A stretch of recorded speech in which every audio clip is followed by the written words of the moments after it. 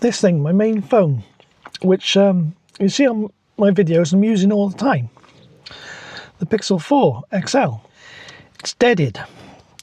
It's deaded, it won't turn on at the moment, but I find if I leave it to sit long enough, I will be able to charge it, and it doesn't take a charge. Right, apparently there's a bug. It's a manufacturing issue, not a software or hardware issue. It's a manufacturing issue. It's the ribbon cable. There's like a ribbon cable between the battery and this is what I've heard anyway, and the motherboard. Let me take it out. And this cable degrades over time, so it means even if I bought a replacement of the same phone, and I really like this phone, so I would buy one again if it worked, then it still would be problematic, because I mean, it's a chunky phone, it's good. It's not as good in the hand as the Pixel 3. The Pixel 3 is a better phone to handle, I think. Yeah, Pixel 3 is a better phone. This is heavier, because I've been carrying the Pixel 3. I've switched to doing these videos with the Pixel 3, which is there, so I've brought that back into service. And if this dies completely, I'll have to switch the SIM over to the Pixel 3. I mean, I don't mind doing that, but I'm losing capabilities, because this has got the double lenses, and it's also got the IR camera on the front, which very few other phones have anyway. And I think it's only the Pixel 4 XL that's got the IR camera that I know of that is accessible. You know, you can use it with open camera. Yeah, so you know, I've been really careful with this. I've taken it places, but it hasn't gone as far. It hasn't been around the world with me like the Pixel 3 has. I didn't expect to have this problem. That ribbon cable between the battery and the motherboard degrades over time, and it stops working. And yeah, so even if I bought another one of these, it would have the same problem, because it's age related. Right, so let's try this now. Let's try and plug it in. I tried plugging it in earlier when it was deaded, and it just says no battery. Battery? No battery. It just gives a big question mark. Battery with a question mark. That's all it gives. It won't take a charge. It won't take a charge. I'll try it. I'll try it in a couple of hours' time, and suddenly it'll start taking the charge and it'll be fine. Or at least that's what it's been like for the last couple of weeks. But what do I replace this with? Do I replace it at all and just use the older phone which I got there? I mean, that's what I'll do for the time being, but I think I need a replacement, because I don't want to lose this capability. Because I've noticed, compared to the second-hand Samsung, my mum's old Samsung I've got, the Pixel 3 is better in some aspects and worse in some other aspects. And I think there's a lower quality picture than the other phones I've used. So I don't really want to lose this capability. So what do? I can't look up anything now, because I'm using that phone, and that phone has got no internet capability, because there's no SIM card in it or anything. There's no Wi-Fi around here. And I can't use my tablet, because I don't have the... I do have the GSM version of my tablet. I could...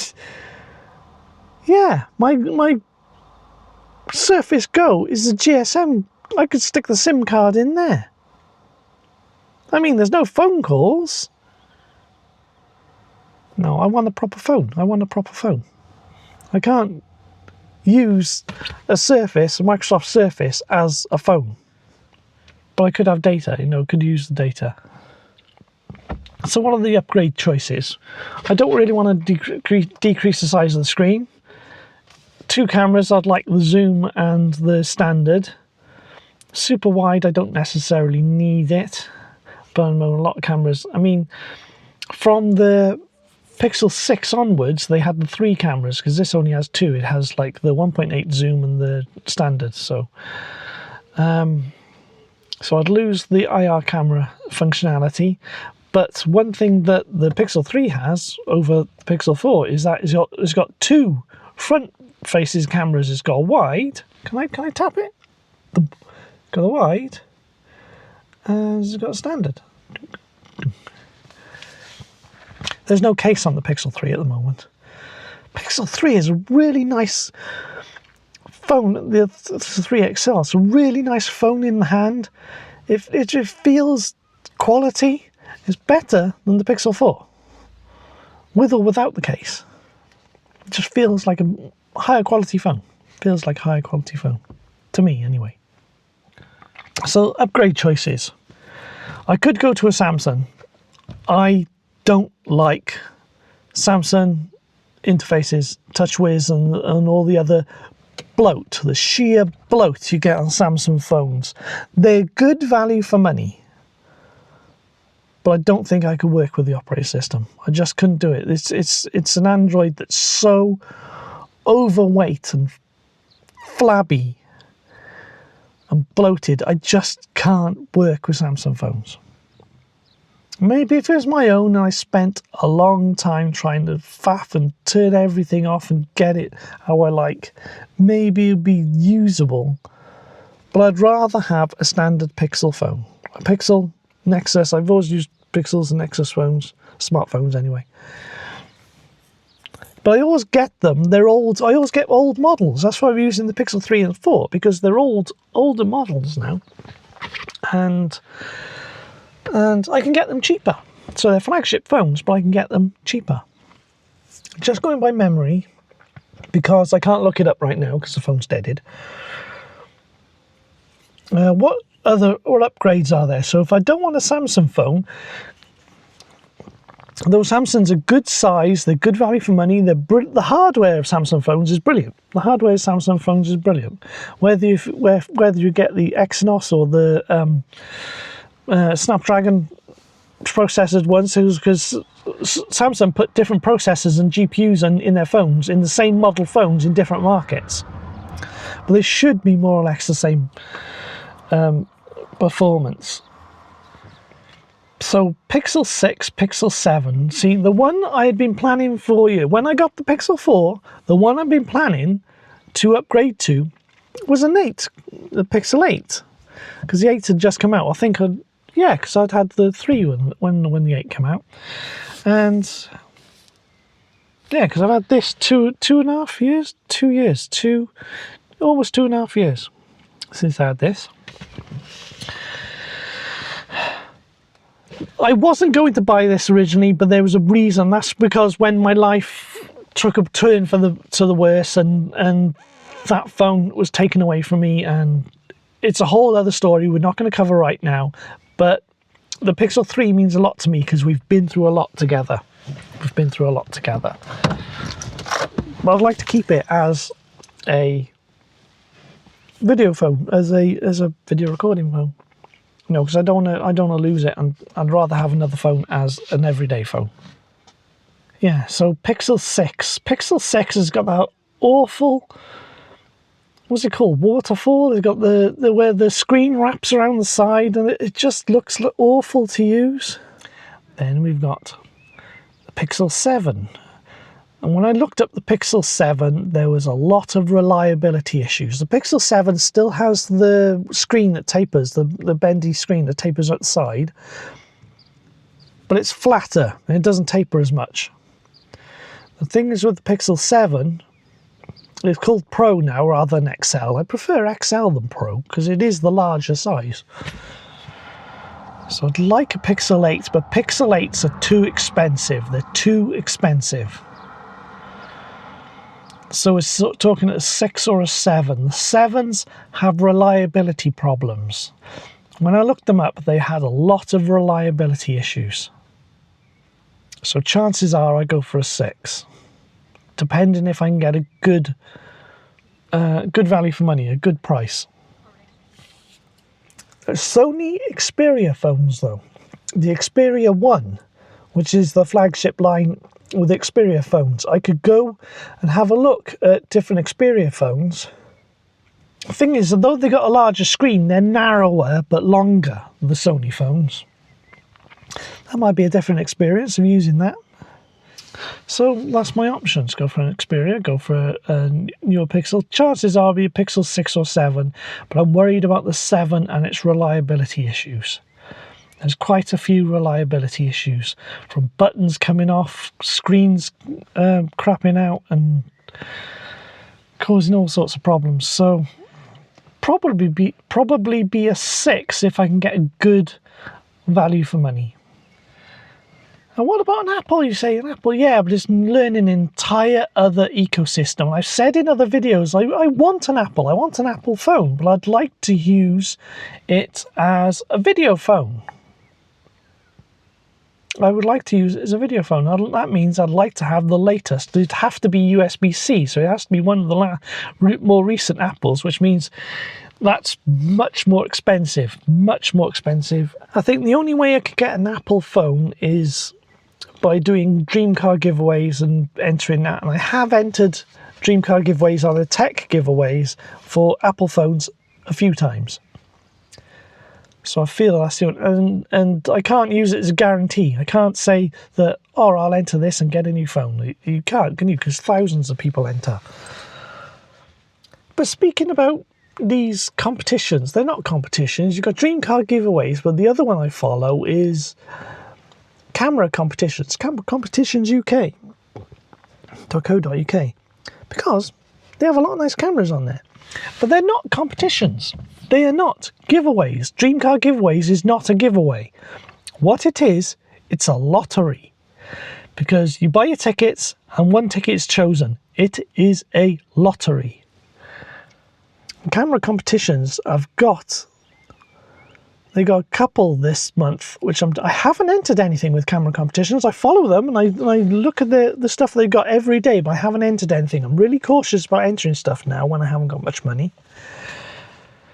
They have some competition it's not a competition. They have some lottery this week, or this month, for a Canon camera or an alternative camera.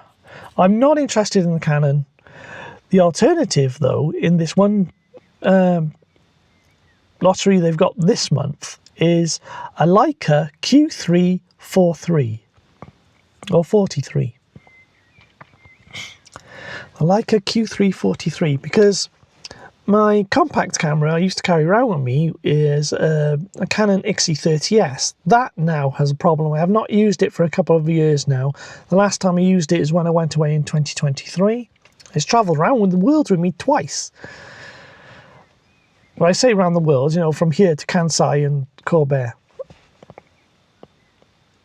And down to Tortoise. See, that's interesting because my little yellow Canon XE has been with me when I went to Kyushu, and it's been with me when I went to Tottori, it's been with me when I went to Nagoya, whereas the Pixel 3 only came with me on the second trip. It wasn't with me on the first trip. So the Canon XE has actually been with me on longer journeys than the phones have.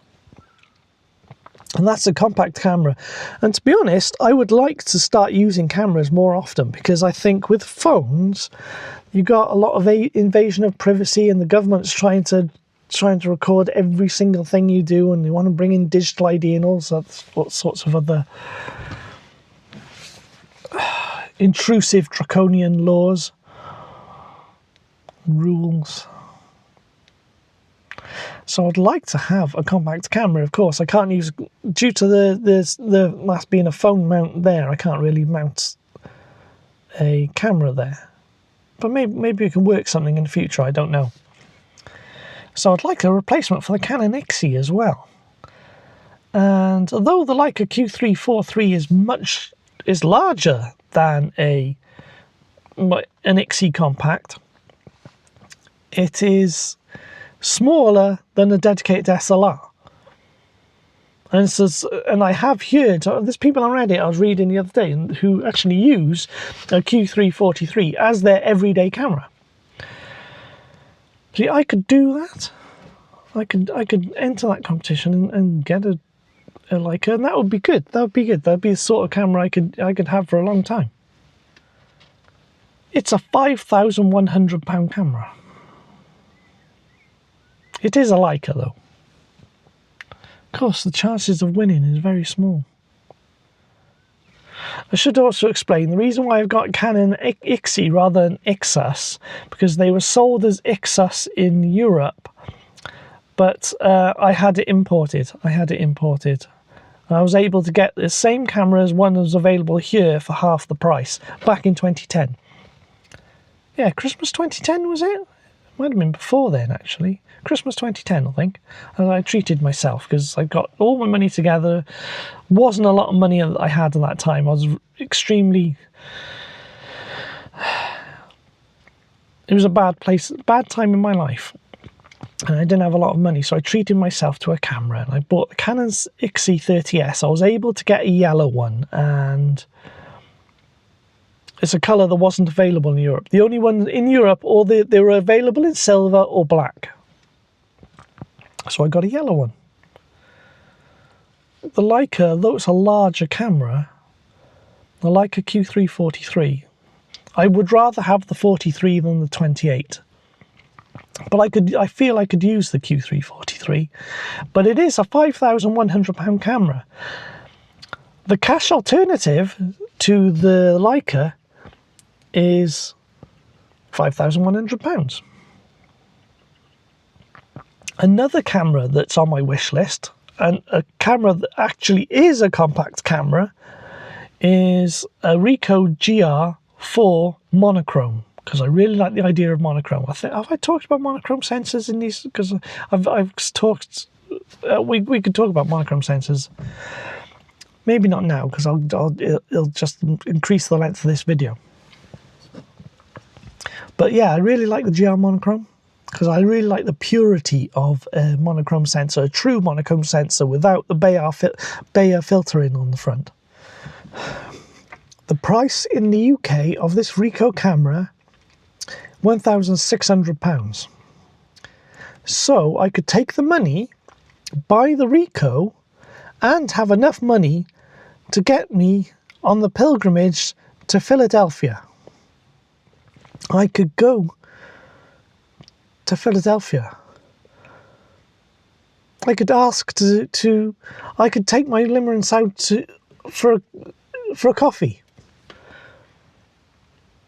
with that money and get a lovely Ricoh camera. The portraits, if I'm allowed to take a portrait of her, won't be as good. They'll be good, but they won't be as good as if I had the Leica. But then I've also got the big Sony I've got. Yeah, for £5,100 I could get a nice Ricoh camera, and be able to travel and take my limerence out for a coffee. Invite her for a coffee. And I'll be very conflicted. It feels like I've given up such a good camera in a Leica for something that's more worth it. So I'm worried. I'm worried that if I did that, would I regret not having the Leica? No, because I'm doing what I want to do, and that's more important. Indeed, this is what I wanted to make a video for. This is what I was thinking about. We're getting to the point of this video is spending things on material goods and spending things on travel and emotional things. What is material and unmaterial? We need a distinction. We need a distinction, because people often say, "Oh, it's better to spend your money on spending time with people rather than buying things."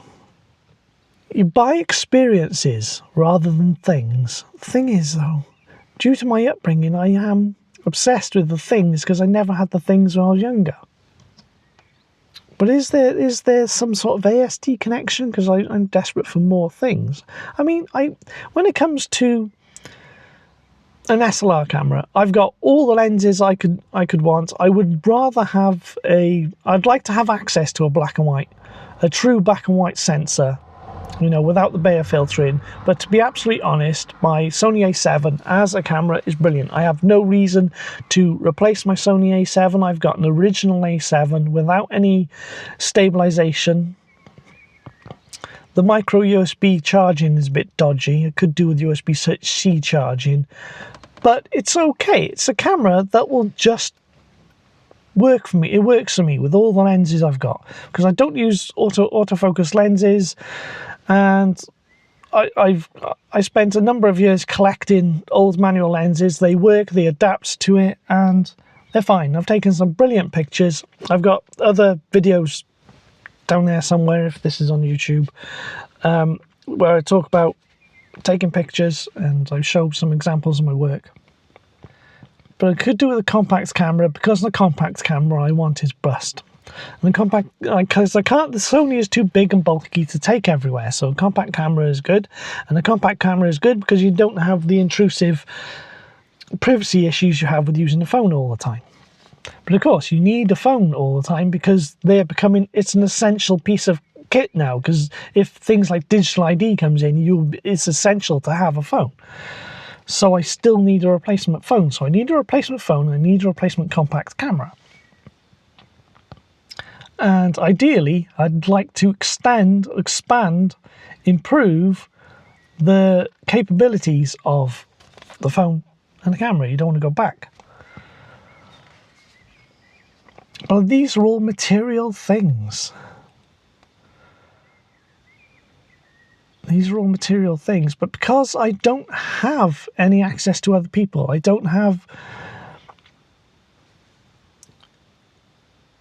there's no one who wants to spend time with me, apart from my parents.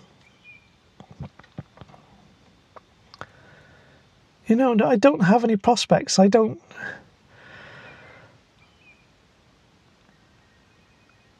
There's so much unknowns when it comes to, say, contacting my limerence. Although I desperately want to contact my limerence, and it would be best to spend what little money I have on trying to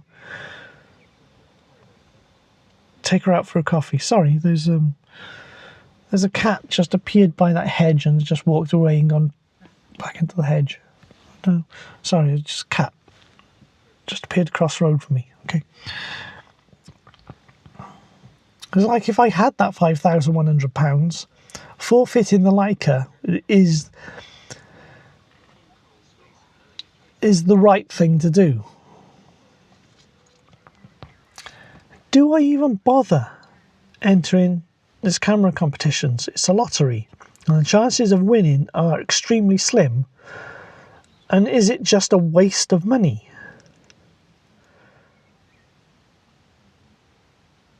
So I could get a replacement phone. I mean, we're talking, I don't know how much a Pixel 6 would cost. Or maybe I could get a 7. I think a 6 might be better due to reliability, even though a 7 has got better capabilities. I don't think I can stretch to an N8.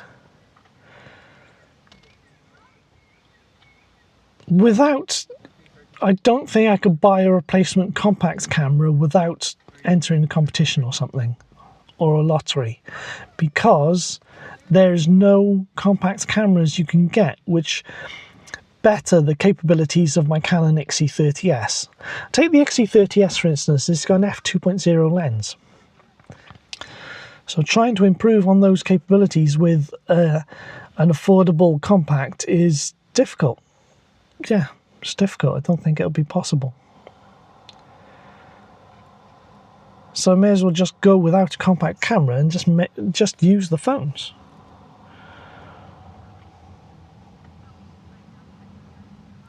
But is the whole thing a waste of time? Am I better off just going back to the Pixel 3, using that and nothing else?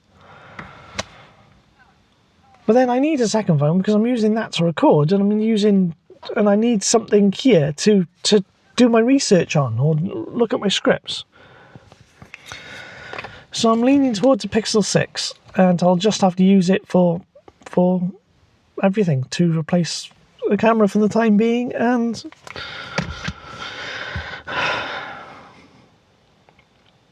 the Deadid 4. It's a shame. I like this camera. I call it camera. It's a phone. I really like this phone. It's a shame.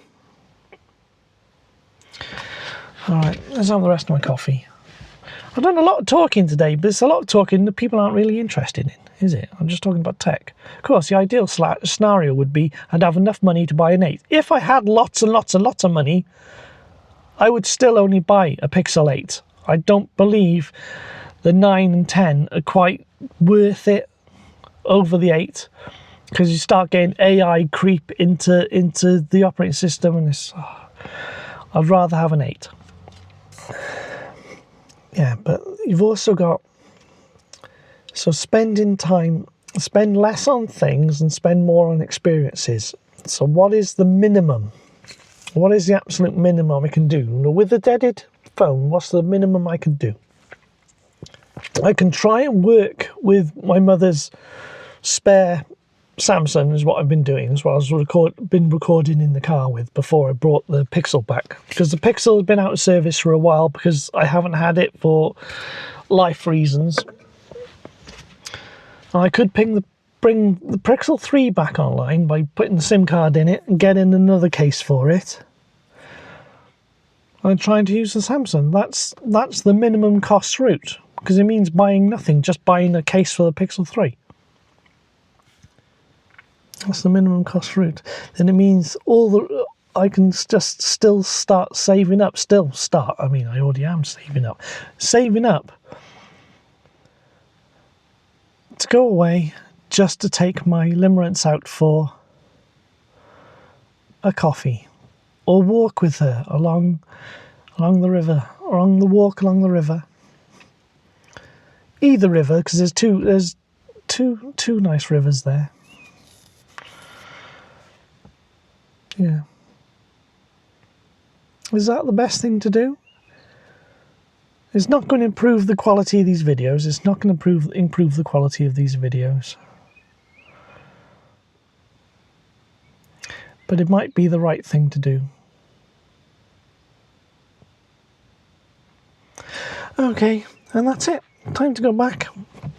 Yeah, my parents are away. My parents are both away this week. So this week I'm running every few hours. I'm running between the two houses, looking after my cats, doing the things in one house, and then going to my mother's place and sorting out my mother's place, and looking after Cozzy. So I've got 2 cats to look after this week, and they're both cats that don't like being left alone. So, all right, I've got to go and see them now. Okay. Time to go. I will chat again. The Pixel 4 has started taking a charge again. So you just leave it a little bit and it starts taking a charge again. There you go. It hasn't come up with an error saying there's no battery. Right. So it's got a little bit more life left in it.